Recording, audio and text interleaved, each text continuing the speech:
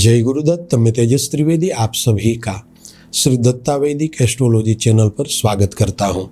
प्रिय साथियों, 14 मई 2025 के दिन देवगुरु बृहस्पति वृषभ राशि को छोड़कर मिथुन राशि में प्रवेश करेंगे, जो ब्रह्मांड में होने वाली अद्भुत घटना है। दर्शकों, अब तक देवगुरु बृहस्पति आपकी चंद्र कुंडली में व्यय भाव में बैठे थे, किंतु 14 मई से गुरु का गोचर आपकी चंद्र कुंडली के लग्न भाव में रहेगा और लग्न भाव में गुरु का गोचर बहुत ही लाभकारी और शुभकारी माना गया है। इस बात में कोई संदेह नहीं है कि जब भाग्य बदल जाता है तो जीवन बदलने में देरी नहीं लगती, और जब जीवन बदल जाता है तब हमारे आसपास की दुनिया पूरी तरह से बदल जाती है, और ये तभी होता है जब ब्रह्मांड में कोई बड़ी हलचल होती है। दर्शकों, आप सभी जानते हैं कि समग्र चराचर जीव सृष्टि पर ब्रह्मांड में स्थित नवग्रहों का प्रत्यक्ष या परोक्ष प्रभाव रहता है, और यह प्रभाव कभी अच्छा होता है तो कभी बुरा भी होता है। किंतु 14 मई के दिन ब्रह्मांड में होने वाले गुरु के महाराशि परिवर्तन से आपके जीवन में कई तरह के विशेष बदलाव और भाग्यवर्धक स्थितियां होने वाली है। दर्शक मित्रों, बृहस्पति को देव गुरु कहा जाता है। नवग्रहों में गुरु ग्रह को सबसे अधिक शुभ माना गया है। गुरु ग्रह ज्ञान, भाग्य, संतान, धर्म, विवाह और गुरु तत्व का प्रतिनिधित्व करते हैं। दर्शकों, वैदिक ज्योतिष में यह कहा गया है कि व्यक्ति की कुंडली में चाहे कैसे भी खराब योग क्यों न बन रहे हो, किंतु यदि कुंडली में गुरु की स्थिति मजबूत हो तो कुंडली में होने वाले सभी अशुभ योगों का परिहार होता है। प्रिय साथियों, आइए अब जानते हैं कि मिथुन राशि में देवगुरु बृहस्पति का गोचर आपके लिए क्या क्या बड़े बदलाव लेकर आया है। प्रिय साथियों, 14 मई से लेकर 1 वर्ष पर्यंत देवगुरु बृहस्पति आपकी चंद्र कुंडली के लग्न भाव में गोचर करेंगे। कुंडली का पहला भाव आपके व्यक्तित्व, मानसिकता, सोच, आत्मविश्वास और शरीर से जुड़ा हुआ है। यहाँ गुरु की उपस्थिति आपकी सोच, आत्मबल, व्यक्तित्व और निर्णय क्षमता को सीधे प्रभावित करेगी।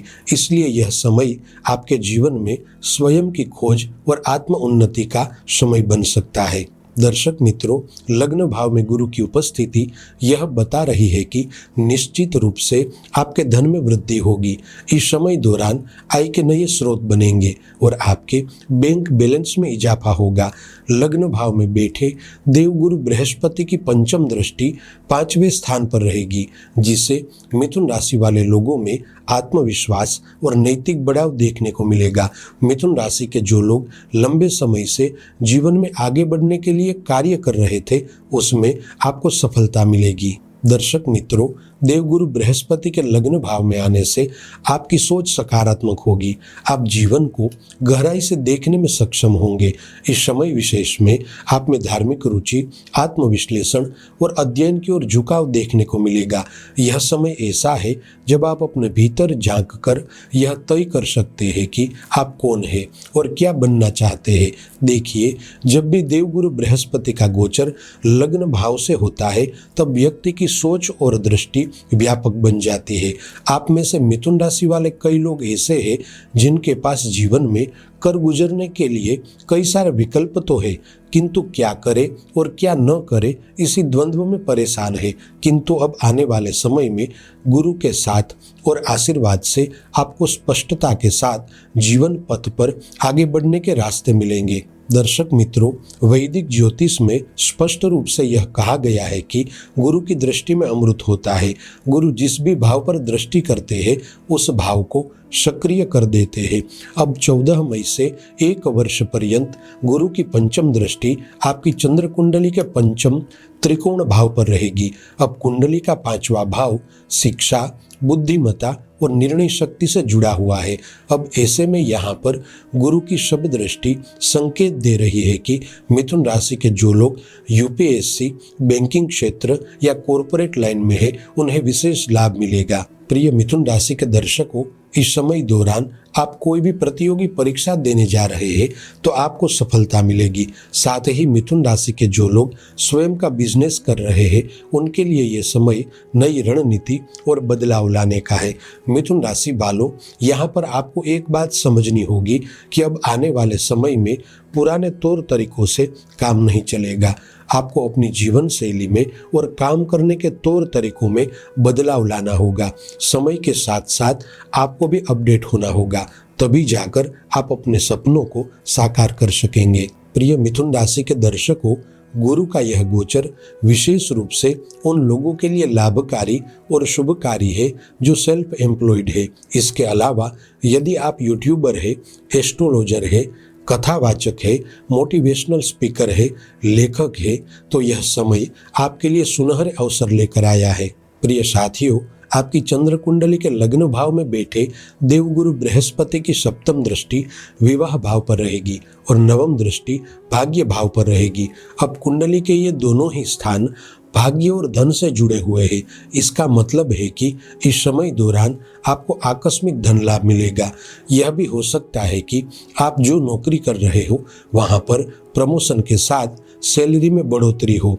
इसके अलावा यदि आप स्वयं का छोटा या बड़ा कोई भी बिजनेस कर रहे हैं तो वहां पर आपको अधिक मुनाफा हो सकता है। अधिकतम देखा जाएगा कि इस समय दौरान आप आर्थिक फैसले अपनी सूझबूझ से लेंगे और जिन कार्यों में पहले हानि हुई थी अब वहां पर लाभ मिलने की पूरी स्थितियां बन रही है। दर्शक मित्रों, गुरु की पूर्ण दृष्टि सप्तम भाव पर होने से इस समय दौरान आपको साझेदारी वाले कार्यों से लाभ होगा। मिथुन राशि के जो लोग साझेदारी वाली बिजनेस से जुड़े हुए हैं उन्हें अपने कार्य क्षेत्र में नुकसान कम और मुनाफा ज्यादा होगा। इसके अलावा इस समय अंतराल में आपको बिजनेस में एक अच्छा साझेदार भी मिल सकता है। यदि आप अपने जीवन साथी को लाइफ पार्टनर से बिजनेस पार्टनर बनाना चाहते हैं तो यह समय सर्वाधिक अनुकूल है।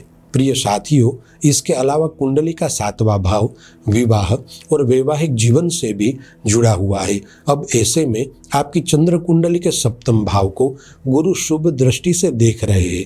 अतः एक तो मिथुन राशि के जो लोग अविवाहित हैं उनके लिए विवाह के योग बनेंगे और दूसरा कि मिथुन राशि वाले जो लोग विवाहित हैं उनके दाम्पत्य जीवन में प्रेम और मधुरता बढ़ेगी। आपके संबंध जीवन साथी के साथ मजबूत होंगे। संबंधों में गहराई और समझदारी देखने को मिलेगी। दर्शक मित्रों, यदि स्वास्थ्य के लिहाज से देखा जाए तो गुरु का लग्न भाव में आना स्वास्थ्य की दृष्टि से मिला जुला है। हालांकि इस समय दौरान आपके मानसिक तनाव में कमी होगी और रोग प्रतिरोधक शक्ति में वृद्धि होगी, किंतु आपको इस समय दौरान अत्यधिक सोचने की प्रवृत्ति से बचना है। शारीरिक थकावट और पाचन संबंधित शिकायतें हो सकती है, इसलिए योग, प्राणायाम और ध्यान को दिनचर्या में शामिल करें और खान पान पे पूरी तरह से नियंत्रण रखें। दर्शक मित्रों, आध्यात्मिक और सामाजिक जीवन में यदि देखा जाए तो गुरु आत्मा, धर्म और गुरु तत्व का कारक है। इसलिए गुरु के इस गोचर में आपका ध्यान आध्यात्मिक विषयों की ओर आकर्षित होगा। आप मंदिरों, आश्रमों या गुरु से जुड़ सकते हैं।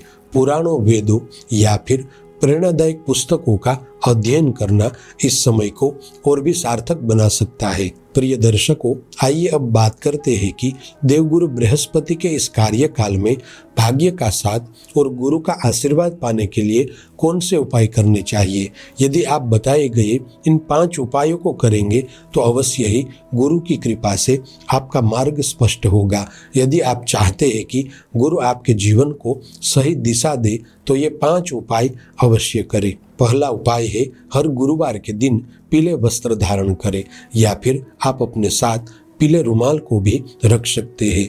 दूसरा उपाय है प्रतिदिन नियमित रूप से गुरु ग्रह के बीज मंत्र का 108 बार जप करें।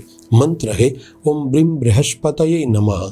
तीसरा उपाय है महीने में एक बार गरीब ब्राह्मण को केले, पीले चने या हल्दी का दान करें। चौथा उपाय है प्रतिदिन सुबह पीपल के पेड़ को जल अर्पित करें और 5 प्रदक्षिणा करें। 5वां उपाय है हर दिन घर से निकलते समय गुरु, आचार्य और माता पिता का आशीर्वाद ले। इसके अलावा गुरु गोचर के दौरान सत्य बोले, ज्ञान साझा करे और विनम्र रहे। प्रिय मिथुन राशि के दर्शकों, गुरु का यह गोचर आपके लिए आत्म जागरूकता, और आंतरिक विकास का समय है। यह समय है सोच को स्पष्ट करने का, रिश्तों को सहेजने का और जीवन को नई दिशा देने का। याद रखें, गुरु केवल भाग्य नहीं देते, वह विवेक, दर्शन और संकल्प देते हैं। यदि आप गुरु की राह पकड़ लेते हैं तो सफलता दूर नहीं है। प्रिय साथियों, आप सभी से निवेदन है कि इस वीडियो को अपने मिथुन राशि वाले प्रियजनों के साथ अवश्य साझा करें और कमेंट में बताएं गुरु के गोचर को लेकर आप क्या अनुभव करते हैं। चलिए फिर मिलेंगे अगली ज्योतिषीय चर्चा के साथ। जय गुरुदत्त।